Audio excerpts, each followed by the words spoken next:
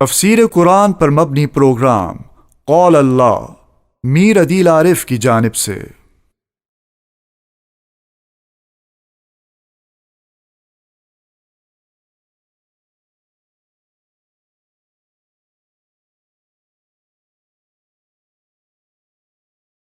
الحمد للہ وکفا وسلام علی عبادہ الذی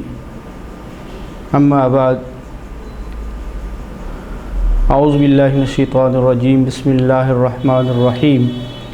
فما آمن لموسیٰ الا ذریۃ من قومہ علی خوف من فرعون وملئہم من یفتنہم وإن فرعون لعال فی الارض وإنہ لمن المسرفین۔ بنی اسرائیل فرعونیوں کے ہاتھوں میں سخت پریشان تھے اور ذلت اٹھا رہے تھے، اور پرانی پیشن گوئیوں کے پیش نظر کہ آپ کی قوم کے اندر ایک ایسا آدمی آئے گا جو آپ کی سلطنت کو ختم کر دے گا۔ فرعون کو اس پیشن گوئی سے بہت زیادہ پریشانی تھی، چنانچہ ان کی بچوں کو بھی وہ ذبح کر رہا تھا، اور بنی اسرائیل اس بات پر بھی مطمئن تھے کہ بعثت جو موسیٰ علیہ السلام کی ہوگی وہ اس کے انتظار کر رہے تھے کہ یہ بعثت عظمیٰ ہمارے لیے رحمت کا باعث ہوگی اور ہم سب کو جو ہے ایمان سے سرفراز کرے گی، اور اس ظلم سے ذلت سے ہم سب کو نجات نصیب ہو جائے گا۔ چنانچہ ابتدا میں شرعی طور پر وہ ایمان لانے سے بہت زیادہ کترا رہے تھے، دور ہو رہے تھے، دل میں اگر ایمان لاتے تھے اس کے اظہار نہیں کر رہے تھے، اس وجہ سے کہ ان کے فرعون ان پر بہت زیادہ ظلم اور تشدد بربریت کے پہاڑ توڑ رہا تھا، تو اس لیے وہ ایمان کے اظہار نہیں کرتے تھے، لیکن دل کے اندر وہ ایمان رکھتے تھے۔ اور لیکن چند بنی اسرائیل کے نوجوان تھے جو باہمت تھے اور وہ مضبوط لوگ تھے، انہوں نے ایمان قبول کیا اور موسیٰ علیہ السلام کا ساتھ دیا۔ وہ خائف نہیں ہوئے، وہ ایمان کا اظہار کیا انہوں نے اعلانیہ طور پر، اور موسیٰ علیہ السلام پر ایمان لانے کے بعد ان کی معیت اور رفاقت میں آگے۔ چنانچہ جو ہے بنی اسرائیل کے جو تقریباً 6 لاکھ بالغ مردوں پر یہ مشتمل لوگ تھے جو مسلمان ہو گئے تھے۔ فما آمن لموسیٰ الا ذریۃ من قومہ، پھر کوئی ایمان نہ لایا موسیٰ پر مگر کچھ لڑکے اس قوم سے۔ اس لیے کہا کہ اس پر پرخطر دور میں اور اس پرخطر زمانے میں، انتہائی تشدد کے زمانے میں، سن رسیدہ لوگوں نے ایمان قبول نہیں کیا ضعف کمزوری کی وجہ سے، اور جوان لوگوں نے ایمان قبول کیا، اور یہ چند لڑکے اور لڑکیاں تھے جنہوں نے ایمان قبول کیا اور موسیٰ علیہ السلام کے ساتھ ہو گئے۔ وہ اس قوم کے ڈر علی خوف من فرعون وملئہم ان یفتنہم، وہ ڈر رہے تھے اس بات سے کہ ان کے سردار اور فرعون انہیں کہیں مصیبت اور آزمائش میں نہ ڈال دے، اس بات سے وہ بہت زیادہ گھبرا تھے۔ ان جو ہے سرداروں سے مراد فرعون کے حکام اور عمال تھے، اور اسرائیل کے وہ سردار جو مراد ہیں جو خوف اور طمع وغیرہ بھی دیتے تھے۔ مطلب یہ تھا کہ فرعون ایمان لانے کی خبر سن کر سخت ایذائیں پہنچاتا تھا، اور جس کی وجہ سے اس کے حکام تھے جو عمال تھے وہ بھی سخت سزائیں تجویز کرتے تھے، اس وجہ سے بہت زیادہ خوفزدہ تھے، لیکن یہ ایمان لے آئے۔ وَإِنَّ فِرْعَوْنَ لَعَالٍ فِي الْأَرْضِ، اور فرعون بڑا بنا ہوا تھا، متکبر بنا ہوا تھا، فی الارض زمین میں، چڑھ رہا تھا زمین میں، وَإِنَّهُ لَمِنَ الْمُسْرِفِينَ، اور اس نے ہاتھ چھوڑ رکھا ہے، اس نے ہاتھ چھوڑ رکھا، یعنی اسراف کرنے والوں میں مبتلا تھا۔ یعنی ان کا خوف کھانا بھی کچھ بے جا نہ تھا، کیونکہ اس وقت ملک کے اندر اس کی سلطنت تھی، اور وہ جیسے چاہتا تھا، مادی طاقت اس کے پاس تھی، مادی ذرائع اس کے پاس تھے، اس لیے وہ جیسے چاہتا تھا کر رہا تھا، تو اس وجہ سے ان کمزوروں کو وہ ستاتا تھا، کمزوروں پر زیادہ تشدد اور بربریت توڑتا تھا تاکہ دوسرے لوگ گھبرا جائیں اور وہ ایمان نہ لا سکیں۔ یعنی گھبرانے اور خوف کھانے کی ضرورت نہیں ہے۔ اب اللہ تعالیٰ حضرت موسیٰ علیہ السلام ان کو تبلیغ فرما رہے ہیں، دعوت دے رہے ہیں، اور یہ متکبر ہے، زمین میں بہت زیادہ اسراف کرنے والا ہے، حد سے گزرنے والا ہے یہ فرعون، حتیٰ کہ اس قدر حد سے گزر چکا تھا کہ یہ کہہ رہا تھا انا ربکم الاعلی، میں تم میں سب سے بڑا رب ہوں، یعنی کہ اگر تم کسی رب کے قائل ہو تو اس میں بڑا پھر بھی تم کو مجھے ماننا ہے۔ تو اس حد تک وہ پہنچ چکا تھا، تو اس لیے زمین کے اندر اس نے فساد مچایا ہوا تھا، اسراف کی آخری حدود کراس کر چکا تھا۔ وقال موسیٰ، حضرت موسیٰ علیہ السلام نے ان جوانوں کو، یا قوم، اپنی قوم کے ان جوانوں کو خطاب کیا، ان کنتم آمنتم باللہ فعلیہ توکلوا، اگر تم ایمان لائے ہو اللہ پر تو اسی پر بھروسہ رکھو، ان کنتم مسلمین، اگر تم فرمانبردار ہو۔ یعنی گھبرانے اور خوف کھانے کی ضرورت نہیں ہے، توکل اور بھروسہ اللہ تعالیٰ کی ذات پر کرنا ہے۔ ظاہری مادی اسباب، ذرائع اور وسائل یہ کچھ بھی نہیں ہوتے جب اللہ تعالیٰ کا امر اور حکم نافذ ہو جاتا ہے۔ اس لیے جب ہم مکمل طور پر اللہ کی ذات پر بھروسہ کریں گے، مادی ذرائع وسائل کو اختیار بھی کریں گے، اور جیسے اسباب ہیں جو اللہ کے حکم کے تحت ہمیں اذن ہوگا کہ ان کو استعمال کرو، ہم ان کو استعمال کریں گے، اور اس کے مطابق اللہ کی ذات پر بھروسہ کرنا ہے، کیونکہ ہم ایمان بھی اللہ کی ذات پر لائے ہیں تو اسی پر بھروسہ بھی کرنا ہے، اور ہم سب سے پہلے اس بات کی اطاعت اور فرمانبرداری کرنے والے ہیں۔ نبی کریم صلی اللہ علیہ وسلم نے جب دعوی نبوت فرمایا تو آپ کے ارد گرد بھی مکہ میں جو سن رسیدہ لوگ تھے وہ بہت زیادہ آپ کے مخالف تھے۔ مشرکین مکہ نے سب سے زیادہ آپ کی مخالفت کی، اور اس میں جو ایمان لانے والے لوگ تھے وہ جوان تھے۔ حضرت علی، جعفر طیار، طلحہ، حضرت سعد، حضرت مصعب، حضرت عبداللہ بن مسعود، ان سب کی عمریں جو ہے 20 سال سے کے اندر تھی، 19 سال، 18 سال، 13 سال، اس طرح۔ اور عبد الرحمن بن عوف، حضرت بلال رضی اللہ تعالیٰ عنہ، حضرت صہیب، ان کی 20 سے 25 کے درمیان میں تھی۔ ابو عبیدہ بن جراح اور زید بن حارثہ، عثمان بن عفان رضی اللہ تعالیٰ عنہ، ان کی عمریں 30 سے 35 سال تھے، اور حضرت ابوبکر رضی اللہ تعالیٰ عنہ کی عمر 38 سال سے 37 سال یہ اس طرح تھی، 40 کی یہ سب اندر تھے۔ یہ سب وہ طبقہ تھا جو جوان تھے، جنہوں نے اس معاشرے کو بدلا، تبدیل فرمایا، اور اس کے بعد نبی کریم صلی اللہ علیہ وسلم کا ساتھ دیا۔ تو یہاں پر بھی ان جوانوں کا تذکرہ ہے کہ جو جوان ہمت کرتے ہیں، اللہ تعالیٰ کی ذات پر بھروسہ کرتے ہیں، وہ حالات کو بھی تبدیل کرتے ہیں، تاریخ کو بھی تبدیل کر دیتے ہیں، اور وہ اللہ کی ذات پر مکمل اعتماد کے ساتھ بھروسہ کرتے ہیں۔ جو سن رسیدہ لوگ ہوتے ہیں وہ اپنی ماقبل کی زندگی سے ہی زیادہ پریشان ہیں، پر آنے والے فیصلے وہ ٹوٹ کر کرتے ہیں، وہ کر نہیں سکتے ہیں، اس لیے باہمت فیصلے کرنے والے لوگ وہ جوان کے ہوتے ہیں۔ اس لیے ان جوانوں نے حضرت موسیٰ علیہ السلام پر ایمان لایا، اور اس کے بعد ان پر اللہ کی ذات پر بھروسہ کیا اور ان کا ساتھ دیا۔ سب سے پہلے اللہ تعالیٰ کی اطاعت اور فرمانبرداری کا اعلان کیا۔ فقالوا، کہنے لگے وہ جوان، علی اللہ توکلنا، ہم نے اللہ پر بھروسہ کیا، ربنا لا تجعلنا فتنة للقوم الظالمین، اے ہمارے رب، ہمارے پروردگار، ہمارے لیے نہ ہمیں آزمانا نہیں، ہمیں فتنے میں مبتلا نہیں کرنا اس زوردار ظالم قوم کے سامنے۔ اس ظالم قوم کو ہم پر جو ہے اتنا زیادہ زور اور اتنی زیادہ طاقت نہ دینا کہ یہ ہمیں فتنے میں مبتلا کر دیں۔ موسیٰ علیہ السلام کی نصیحت پر انہوں نے اخلاص کا اظہار کیا، بے شک ہمارا بھروسہ صرف خالص اللہ تعالیٰ کی ذات پر ہے، اسی سے ہم دعا کرتے ہیں، اور ہم ان ظالموں کو تختہ مشق جو ہے نہ بنائیں۔ اس طرح ہم پر اپنے جو طاقت توڑتے ہیں، تشدد کرتے ہیں، بربریت کرتے ہیں، اس سے ہم پناہ مانگتے ہیں اللہ تعالیٰ کی کہ اللہ تعالیٰ ان کو وہ ڈیل نہ دے، اللہ تعالیٰ وہ موقع ان کو نہ نصیب کرے کہ یہ ہم پر مزید ظلم کریں یا مزید جو ہے ہمیں آزمائش میں، ابتلا و امتحان میں مبتلا کر دیں۔ وَنَجِّنَا، اور ہمیں چھڑا، برحمتک، اپنی مہربانی کے ساتھ، من القوم الکافرین، ان کافر قوموں سے، یعنی ان کی غلامی اور محکومی سے ہمیں نجات دے، جو دولت آزادی سے مالا مال فرما دے اور ہمیں ان کے ظلم سے نجات دے دے۔ وَأَوْحَيْنَا إِلَىٰ مُوسَىٰ، موسیٰ علیہ السلام کو ہم نے وحی کی، وَأَخِيهِ، اور ان کے بھائی حضرت ہارون علیہ السلام کو، أَن تَبَوَّآ لِقَوْمِكُمَا بِمِصْرَ بُيُوتًا وَاجْعَلُوا بُيُوتَكُمْ قِبْلَةً وَأَقِيمُوا الصَّلَاةَ وَبَشِّرِ الْمُؤْمِنِينَ۔ حضرت موسیٰ علیہ السلام کو اور حضرت ہارون علیہ السلام کو اللہ تعالیٰ نے وحی بھیجی ہے کہ مقرر کرو اپنی قوم کے واسطے مصر میں گھر، یعنی اپنی جو ہے الگ آبادی بناؤ، اپنی الگ بستی آباد کرو، اور اس بستی کو آباد کرنے کا مطلب اور مقصد یہ ہے کہ وَجْعَلُوا بُيُوتَكُمْ قِبْلَةً، اور اس میں اپنے جو گھر بناؤ اس کو قبلہ روح بنا دو، وَأَقِيمُوا الصَّلَاةَ، اور نماز قائم کرو، وَبَشِّرِ الْمُؤْمِنِينَ، اور خوشخبری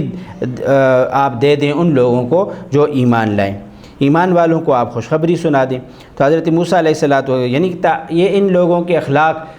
اچھے نہیں ہو سکتے ہیں جب تک کہ یہ الگ نہ ہو جائیں ان لوگوں سے جو برے اخلاق والے ہیں۔ ان کی بستی میں رہ کر ان کی اخلاق کی تعمیر کرنا، عبادات کو اچھے انداز میں ادا کروانا یہ مشکل ہے۔ جب یہ الگ ہو جائیں گے تو اس وقت یہ اپنے فیصلہ کر سکیں گے، اور اپنے گھروں کے اندر جب نماز کو قائم کریں گے اور عبادت کریں گے تو اس کے ساتھ اللہ تعالیٰ کی نصرت اور مدد ان کے ساتھ اور زیادہ ہو جائے گی۔ اور یہاں پر ان کی بستیوں کے اندر جب ان کی شکایت ہو جاتی ہے کہ یہ عبادت کر رہے ہیں یا اللہ تعالیٰ کا نام لے رہے ہیں، اللہ تعالیٰ کی عظمت کو بیان کر رہے ہیں، موسیٰ علیہ السلام سے اظہار محبت کر رہے ہیں، ان کی نبوت کے اقرار کر رہے ہیں، تو اس وقت یہ سزاؤں کے مستحق بن جاتے ہیں اور ان کو سزا کے طور پر جان سے ہی ہاتھ دھونے پڑتے ہیں۔ اس لیے آپ ان کو الگ بستی میں آباد کر دیں اور اس بستی کے اندر ان کے گھروں کو قبلہ رخ بنائیں یا گھروں کے اندر مسجد بنا دیں جہاں یہ اپنے نمازوں کو ادا کریں، نماز کو قائم رکھیں۔ نماز کو قائم رکھنا یہاں حضرت موسیٰ علیہ السلام کو کہ اسی طرح نبی کریم صلی اللہ علیہ وسلم کو بھی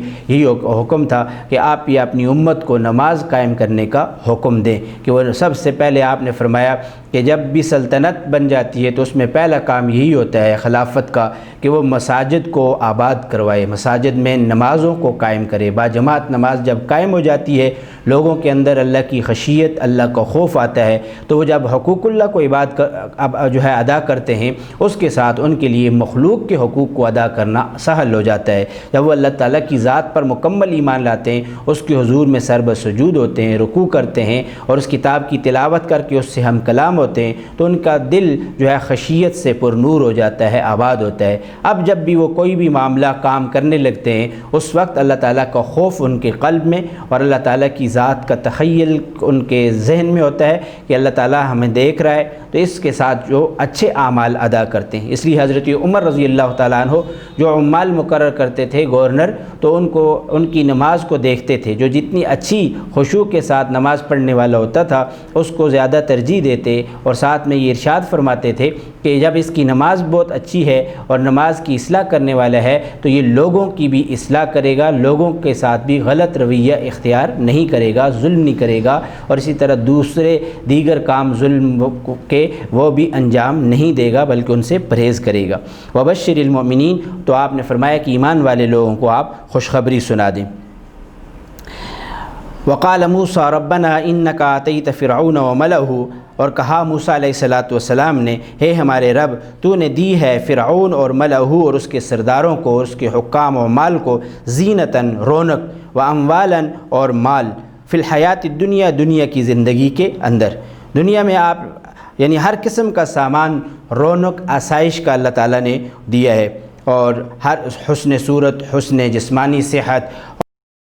گھر اور زندگی کے تمام لوازمات، سونے چاندی کے انبار اور ڈھیر، بہترین سواریاں، بہترین غلہ اناج، جواہرات کی کانیں جو مصر سے حبشہ تک پھیلی ہوئی تھی، اور سلطنت بھی اتنی مضبوط، آبپاشی کا بہترین نظام۔ اس لیے فرعون کہتا تھا الیس لی ملک مصر ھذی الانہار، یہ نہریں نہیں دیکھتے میں نے کتنی عمدہ بنائی ہیں، اور کیا میری طرح کوئی بادشاہ اور مملکت کا سربراہ ہو سکتا ہے؟ تو وہ اس چیز کے دعوے کرتا تھا۔ فرعون نے اور اس کے حواریوں نے یہ تمام آسائشیں اور تمام سہولتیں، تمام زینت اور زندگی کی رونقیں حاصل کی ہوئی تھی۔ حضرت موسیٰ علیہ السلام فرما رہے ہیں کہ فرعون کو اور اس کے سرداروں کو رونق دی، واموالاً فی الحیات الدنیا، اور مال دیا دنیا کی زندگی کا، یعنی ہر قسم کی آسائش دی، حسن صورت، سواری، عمدہ پوشاک، یہ سب سے مالا مال کیے۔ تو اے اللہ ربنا لیضلوا عن سبیلک، اے رب اس لیے وہ بہکائیں تیری راہ سے، یعنی تیری راہ سے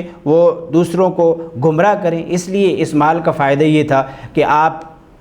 آپ کے شکر گزار ہو جاتے اور اس مال سے اچھا فیصلہ کرتے، اس سے غریبوں کی مدد کرتے، دوسرے لوگوں پر ظلم نہ کرتے، لیکن وہ اس کے ذریعے آپ کی راستے سے بھٹکا رہے ہیں اور آپ کے راستے سے لوگوں کو دور کر رہے ہیں۔ ربنا اطمس علی اموالہم واشدد علی قلوبہم، اے رب مٹا دے ان کے مال اور سخت کر دے ان کے دل،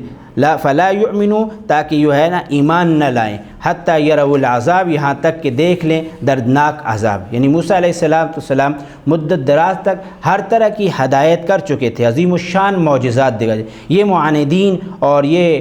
جہود پر اور عناد پر اور ضد پر اٹے ہوئے لوگ، یہ ایک بڑی طویل صحبت وحی معجزات دیکھنے کے بعد بھی ٹس سے مس نہیں ہو رہے تھے اور اپنی اسی پرانی ڈگر پر چل رہے تھے، بلکہ یہ انبیاء حضرت موسیٰ علیہ السلام، حضرت ہارون اور ان کے تمام ایمان والے لوگوں کو تنگ کر رہے تھے اور ان پر تشدد کرتے تھے اور ان کو ناجائز استہزاء کرتے تھے، یہ تمام باتیں کر رہے تھے۔ تو اس لیے حضرت موسیٰ علیہ السلام کا جام اب لبریز ہو گیا۔ صبر اللہ تعالیٰ کی طرف سے آپ کو اجازت ہے کہ آپ ان کو بد دعا کریں، تو آپ اللہ تعالیٰ کے حکم سے ان کو بد دعا فرما رہے ہیں کہ اب یا اللہ ان کو اموال کو مٹا دیجئے، ٹس مس کر دیجئے، دنیا سے ختم کر دیجئے، یا ان کے مال ان کے کام نہ آئیں، اس میں ایسے زہر اور ایسے کیڑے لگا دیجئے ان کے غلوں میں، ان کے اناج میں، ان کے اموال میں، ان سب کو ان کے لیے پریشانی کا باعث بنا دیجئے، اور ان کے قلوب کو بھی سخت کر دیجئے تاکہ وہ ایمان نہ لائیں، اور یہاں تک کہ سخت اور دردناک عذاب دیکھیں کہ انہوں نے کس عناد پر اور اللہ تعالیٰ سے ضد کر کے، موسیٰ علیہ السلام سے ضد کر کے ایمان نہیں لایا اور ایمان سے بہرمند نہیں ہوئے ہیں، تو اس پر اللہ تعالیٰ نے ان کو عذاب دیے۔ تو حتیٰ کہ ان کے جو اناج تھا وہ پتھر بن چکا تھا اور ان کے دیگر اعمال جو ہے وہ اچھے نہیں تھے۔ مفسرین نے یہاں کلام کیا کہ بہت ساری ان کی چیزیں ان کے کام نہیں آ سکی، جب اناج کا غلہ اٹھاتے تھے تو وہ ان کے لیے سخت ہو چکا تھا اور پہاڑ بن جاتا تھا، یہ پتھر بن جاتا تھا۔ قال قد اجیبت دعوتکما، فرمایا قبول ہو چکی دعا تمہاری، فاستقیما ولا تتبعان سبیل الذین لا یعلمون، سو تم دونوں ثابت رہو اور مت چلو راہ ان کی جو ناواقف لوگ ہیں، جو علم نہیں رکھتے ہیں۔ یعنی اپنا کام استقلال، ثابت قدمی کے ساتھ، استقامت کے ساتھ انجام دیتے رہیں، اور اگر قبول دعا کے آثار دیر سے ظاہر ہوں تو نادان لوگوں کی طرف سے جلد بازی کا مظاہرہ ہو جاتا ہے، تو آپ مت کریں، بلکہ وقت مقدر پر ہی یہ فیصلہ ہوگا، گھبرانے کی ضرورت نہیں ہے، یہ اپنے انجام کو پہنچ کر رہیں گے۔ جو آپ کی دعا ہے ان کے حق میں اللہ تعالیٰ نے قبول کی ہے۔ قال قد اجیبت دعوتکما، فرمایا قبول ہو چکی دعا تمہاری، تم دونوں ثابت قدم رہو اور مت چلو اور راہ ان لوگوں کی جو ناواقف ہیں، یعنی اپنا کام استقلال اور استقامت کے ثابت قدمی کے ساتھ انجام دو، اور دعا قبول ہوگی اور اس کے آثار ظاہر ہو جائیں گے۔ کچھ دیر ہو جائے بھی تو جلدی مچانے کی ضرورت نہیں ہے کہ کچھ لوگ لا علمی کی وجہ سے اس میں جلدی مچا دیں، یہ اللہ تعالیٰ کا فیصلہ ہے، اللہ تعالیٰ ہی نے مقدر کیا ہوا ہے وہ وقت، اسی میں وہ آ کر رہے گی، وہ دعا کی قبولیت کے آثار ان پر نمایاں ہوں گے۔ وجاوزنا ببنی اسرائیل البحر، فرمایا پار کر دیا ہم نے بنی اسرائیل کو دریا سے، فاتبعہم فرعون وجنودہ بغیا وعدوا، فرمایا کہ پھر پیچھا کیا ان کا فرعون نے اور اس کے لشکر نے شرارت سے اور تعدی کے ساتھ، یعنی بہت عداوت بغض کے ساتھ اور بڑی شرارت کر کے، حتی اذا ادرکہ الغرق، یہاں تک کہ جب ڈوبنے لگے، قال آمنت، بولا یقین کر لیا، ایمان لایا، انہ لا الہ الا الذی آمنت بہ بنو اسرائیل، میں نے کوئی معبود نہیں مگر جس پر ایمان لایا، میں ایمان لایا، میں نے قبول کر لیا، یقین کر لیا کہ کوئی معبود نہیں ہے مگر جس پر ایمان لائے بنی اسرائیل، اسی کو میں اپنا معبود مانتا ہوں، یعنی برب موسیٰ و ہارون، جو موسیٰ علیہ السلام کا رب ہے، ہارون علیہ السلام کا رب ہے، ایک ہی وحدہ لا شریک اللہ ہے، وہی بنی اسرائیل کا بھی رب ہے، وہ بنی اسرائیل کے اور رب کو میں مانتا ہوں، اس پر یقین رہتا ہوں۔ وَأَنَا مِنَ الْمُسْلِمِينَ، اور میں ہوں فرمانبرداروں میں سے، میں فرمانبرداری کرنے والا، آج کے بعد میں مسلمان ہوں، اطاعت کروں گا آپ کی۔ حضرت موسیٰ علیہ السلام کا یہ قصہ مختلف مقامات پر مختلف انداز میں بیان ہوا ہے، اور حضرت موسیٰ علیہ السلام سورۃ شعراء میں ہے کہ حضرت موسیٰ علیہ السلام جب ان کو لے کر بنی اسرائیل کو وہاں سے نکلے تو فرعون نے تعقب کیا، ان کا پیچھا کرایا اور بہت سی فوجیں لگا دی۔ روایات سے پتہ چلتا ہے کہ وہ بہت زیادہ بڑی فوجیں تھیں جنہوں نے ان کو گھیرا، اور حتیٰ کہ موسیٰ علیہ السلام کے جو ساتھی تھے انہوں نے کہا انا لمدرکون، ہم تو پکڑے گئے۔ حضرت موسیٰ علیہ السلام نے انہیں تسلی دی کہ اللہ کے حکم سے ایسا ہو رہا ہے، کلا ہرگز ایسا نہیں ہے، ان ربی معی سیہدین، ہمارا رب ہمارے ساتھ ہے، وہ ہمیں راستہ بتائے گا، اللہ میرے ساتھ ہے، وہ ہمیں راہ ہمارے لیے کھول دے گا۔ جب انہوں نے اس فوج کو دیکھا تو یہ باتیں بولی، اللہ تعالیٰ نے حکم دیا کہ سمندر کے اوپر آپ اپنی لاٹھی کو ماریں، تو اس سے اللہ تعالیٰ نے 12 راستے بنا دیے، پھر 12 راستوں سے حضرت موسیٰ علیہ السلام کی قوم نکلنے لگ گئی، حتیٰ کہ وہ سمندر کے اندر سے ایک دوسرے کو دیکھتے تھے اور بڑے خوش تھے کہ ہم پار ہو گئے۔ لیکن یہ راستے بنے ہوئے تھے، جب فرعونی یہاں پہنچے تو انہوں نے بھی کہا کہ یہ راستے صرف بحر کا اور سمندر کے ان کے لیے تو نہیں، یہ ہمارے لیے بھی ہیں، اور وہ بھی اسی میں داخل ہو گئے، انہی راستوں پر چلنے لگے، اور درمیان میں جب پہنچے اللہ تعالیٰ نے ان پہاڑوں کو جو سمندر کے پانی کے کھڑے کیے ہوئے تھے ملا دیا، یہ سب غرق ہو گئے، اور فرعون بھی اس میں غرق ہوا۔ فرعون نے وہاں پر اللہ تعالیٰ کی وحدانیت کو دیکھا، اللہ کے فرشتوں کو، تو وہ ایمان لایا اور ایمان لانے لگا۔ تو ترمذی شریف میں ہے کہ حضرت جبرائیل علیہ السلام نے نیچے سے گارا اور مٹی اٹھا کر اس کے منہ میں ڈالی تاکہ یہ اور مزید نہ کہہ سکے، پر کہنے لگا کہ میں ایمان لایا اللہ تعالیٰ پر جو بنی اسرائیل کا رب ہے یا موسیٰ ہارون علیہ السلام کا رب ہے۔ تو اللہ تعالیٰ نے فرمایا الآن ابھی تم ایمان لاتے ہو، وقد عصیت قبل وکنت من المفسدین، اور اس سے پہلے تم نے نافرمانی کی اور تم گمراہ تھے، یعنی تم نے بہت زیادہ گمراہی پھیلائی ہے۔ کئی لاکھ بنی اسرائیلیوں کو لے کر مصر سے جب موسیٰ علیہ السلام نکلے تو اب یہ واقعہ پیش آ رہا ہے، تو فرمایا کہ انہوں نے اب ایمان لانا ہے۔ اتنے سالوں تک جب ان کو تبلیغ کی گئی، معجزات دکھائے گئے، اور حضرت موسیٰ علیہ السلام نے ہر طریقے سے اس کو سمجھایا، اللہ تعالیٰ نے بار بار حضرت موسیٰ علیہ السلام کو بھیجا، فرمایا کہ جاؤ پھر ہارون علیہ السلام کے ساتھ فرعون کے پاس دونوں جاؤ اور اس سے بات کرو، قول لینا، نرمی کے ساتھ بات کرو۔ وہ نرمی کے ساتھ تبلیغ کی اور ان کے ساتھ معجزات دکھائے۔ تمام تر چیزیں جب پوری ہو گئی، اللہ کی طرف سے حجت تامہ اور بالغہ مکمل ہو چکی، تو اب اللہ تعالیٰ نے اس کی گرفت فرما دی اور اب اس کو سزا مل رہی ہے اور اس موت کے حوالے ہو گیا، اس لیے کہ اس نے اس سے پہلے اللہ تعالیٰ کی نافرمانی کی تھی۔ اللہ تعالیٰ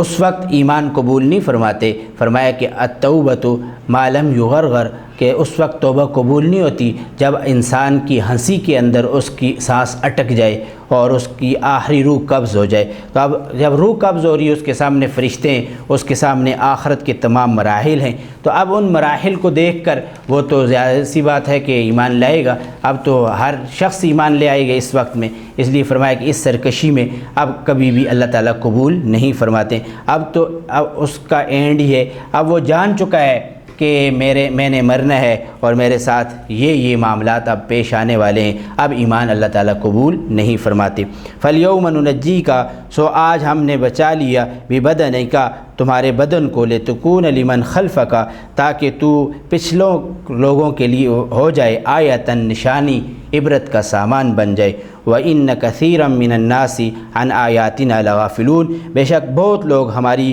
قدرتوں پر توجہ نہیں کرتے، ہماری آیات سے غافل ہیں بہت سے لوگ، ہم جب پکڑتے ہیں پھر اس کو عبرت کا سامان بناتے ہیں۔ تو فرعون کو اللہ تعالیٰ نے یہاں پر غرق کیا اور اس کی لاش کو اٹھا کر باہر پھینک دیا۔ ایک بڑی زرہ اس نے پہنی ہوئی تھی، اس زرہ کے ساتھ باہر تھا۔ اس کا پھینکنے کی مفسرین نے بہت ساری وجوہات لکھی ہیں کہ لوگ یہ سمجھتے تھے کہ فرعون مر نہیں سکتا ہے، اس کے پاس بہت ساری ایسی چیزیں ہیں جس سے یہ دوبارہ زندہ ہو جائے گا، تو اللہ تعالیٰ نے اس کو باہر پھینک کر ایک ٹیلے پر ڈال دیا، اور وہاں پر سب نے اس کا مشاہدہ کیا اور اپنی آنکھوں سے دیکھا کہ وہ مر چکا ہے۔ پھر ان کے پاس اس وقت میں کوئی ایسا کیمیکل تھا یا ایسی کوئی چیز تھی جو اس کو لگاتے تھے اور وہ آدمی جو ہے اس کی لاش مومی بن جاتی تھی، کچھ عرصے تک محفوظ ہو جاتی تھی۔ بہرحال یہ فرعون جو ہے پھر انہوں نے محفوظ کر لیا۔ پھر کہتے ہیں کہ مصر کے عجائبات میں عجائب گھر میں بہت عرصے تک رہا ہے۔ پھر 1907 میں لندن برٹش میوزیم والے اس کو لے گئے، پھر اس کے بعد نہیں پتہ۔ بہرحال یہ 32 یا 36واں فرعون ہے جو آیا ہے، کیونکہ مصر کے ہر بادشاہ کو فرعون کہتے تھے، ایران کے ہر بادشاہ کو شہنشاہ کہتے تھے، تو اس لیے شاہ اور شہنشاہ ایران کے بادشاہ کو کہتے تھے، تو مصر کے ہر بادشاہ کو فرعون کہتے تھے۔ تو اس فرعون کا نام رامیس تھا، اس لیے یہ 36 یا 32واں فرعون ہے۔ مفسرین نے لکھا ہے کہ جس کو اللہ تعالیٰ نے عبرت کا سامان بنایا، اور موسیٰ علیہ السلام کے دور کے اندر یہ غرق ہوا ہے۔ حضرت موسیٰ علیہ السلام نے یہاں پر دعا فرمائی، تو علماء نے اس پر ارشاد فرمایا کہ انبیاء علیہ الصلاۃ والسلام کچھ لوگ کہتے ہیں کہ بد دعا نہیں کرتے، لیکن اللہ تعالیٰ کہ جب دعوت پوری ہو جاتی ہے، اتمام حجت ہو جاتا ہے، اس وقت پھر اللہ تعالیٰ کی طرف سے یہ حکم اور اجازت ملتی ہے کہ آپ بد دعا کرنا چاہتے ہیں کریں، پھر آپ وہ اس قوم کے لیے بد دعا کرتے ہیں۔ تو حضرت موسیٰ علیہ السلام نے بھی اس کے لیے اس وقت اللہ کی اذن اور اجازت کے ساتھ بد دعا فرمائی۔ حضرت نوح علیہ السلام نے بھی 950 سال جب تبلیغ کی، ہو گیا کہ اب یہ ایمان لانے والے نہیں ہیں، صرف ضد اور عناد اور ہٹ درمی پر یہ اٹے ہوئے ہیں، رکے ہوئے ہیں، اس لیے یہ ایمان نہیں لائیں گے۔ تو اور حضرت نوح علیہ السلام نے یہ بد دعا فرمائی، لا رب لا تذر علی الارض من الکافرین دیارا، کہ ایک گھر بھی ان کا باقی کافروں کا نہ رہے، اللہ سب کو غرق کرے اور اللہ سب کو جو ہے ملیہ میٹ کر دے۔ تو اللہ تعالیٰ نے آسمان زمین کو سے پانی نکالا اور سب کو غرق کر دیا۔ جو حضرت نوح علیہ السلام کے ساتھ جو لوگ تھے وہ بچ گئے۔ نبی علیہ السلام سے بھی پوچھا ہے کہ آپ کو بھی کوئی دعا دی گئی ہے جس میں جو آپ کریں گے اور اللہ تعالیٰ فوراً قبول فرمائیں؟ تو نبی علیہ السلام نے فرمایا ہر نبی کو ایک دعا دی گئی، تو انہوں نے دعا کی، اللہ نے ان کی اس دعا کو قبول فرمایا۔ مجھے بھی وہ دعا دی گئی ہے، فرمایا کہ میں نے اس کو ذخیرہ کیے ہے، میں نے مانگا نہیں ہے، اور میں قیامت کے روز اپنے امت کے گناہگار لوگوں کے لیے وہ دعا مانگوں گا، اللہ تعالیٰ ان کو جہنم سے بچائیں اور جنت میں ان کو داخل فرما دیں گی۔ تو نبی اکرم صلی اللہ علیہ وسلم نے وہ دعا ہمارے لیے ذخیرہ کر کے رکھی ہوئی ہے۔ یونس علیہ السلام نے بھی دعا مانگی، لا الہ الا انت سبحانک انی کنت من الظالمین، اللہ تعالیٰ نے مچھلی کے پیٹ سے ان کو نجات دی۔ ایوب علیہ السلام نے مانگی، رب انی مسنی الضر وانت ارحم الراحمین، تو اللہ تعالیٰ نے ان کو بڑی بیماری سے نجات عطا فرمائی۔ تو انبیاء علیہ السلام کی بے شمار دعائیں قرآن مجید میں بھی مذکور ہیں، اللہ تعالیٰ نے ارشاد فرمائی۔ حضرت ابراہیم علیہ السلام نے مکہ کی سرسبزی اور شادابی اور ثمرات اور پھلوں کے کھانے کی دعا فرمائی، اللہ تعالیٰ نے قبول فرمائی۔ نبی کریم صلی اللہ علیہ وسلم کا اپنی نسل کے اندر بعثت کی دعا فرمائی، اللہ نے قبول فرمائی۔ تو آپ کی اور نیک اولاد کی دعا فرمائی، اللہ نے قبول فرمائی۔ حضرت ایک نبیوں کی بہت سی دعائیں قبول ہوئی ہیں، لیکن ایک دعا خاص طور پر دی گئی کہ وہ جب بھی مانگیں گے اللہ تعالیٰ اس کو ضرور قبول فرمائیں گے۔ تو اللہ تعالیٰ نے اپنے انبیاء علیہ السلام کو یہ دعا نصیب فرمائی اور انہوں نے ان دعاؤں کو مانگا ہے۔ تو ہمیں بھی یہ تعلیم دی ہے کہ آپ بھی اللہ ہی سے مانگتے رہیں، کیسے ہی حالات ہوں، اللہ تعالیٰ ہی ان حالات کو دور فرمانے والے ہیں۔ بہرحال موسیٰ علیہ السلام کو اب آزادی ہو گئی اور اب یہ لشکر جو ہے یہ مصر سے نکل کر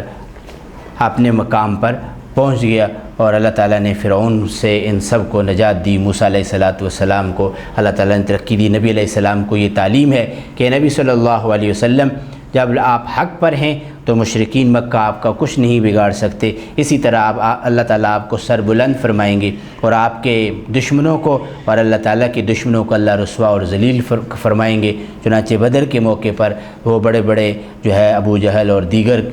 رؤسائے مشرکین، ان سب کو اللہ تعالیٰ نے دنیا میں ہی ختم فرما دیا، اور نبی علیہ السلام کو اللہ تعالیٰ نے عزت دی اور فاتح مکہ بنا کے دوبارہ مکہ میں سربراہ بنایا، مدینہ میں بھی عزتیں عطا فرمائی۔ تو جو آدمی حق پر ہے اور اللہ تعالیٰ کی مدد اس کو حاصل ہے، اللہ تعالیٰ اس کو ضرور کامیاب اور فرماتے ہیں، دنیا اور آخرت میں اللہ تعالیٰ اس کو عزتیں عطا فرمائیں۔ اللہ تعالیٰ ہم سب کو عمل کی توفیق عطا فرمائے۔ وآخر دعوانا الحمدللہ رب العالمین۔ تفسیر قرآن پر مبنی پروگرام قول اللہ میر عدیل عارف کی جانب سے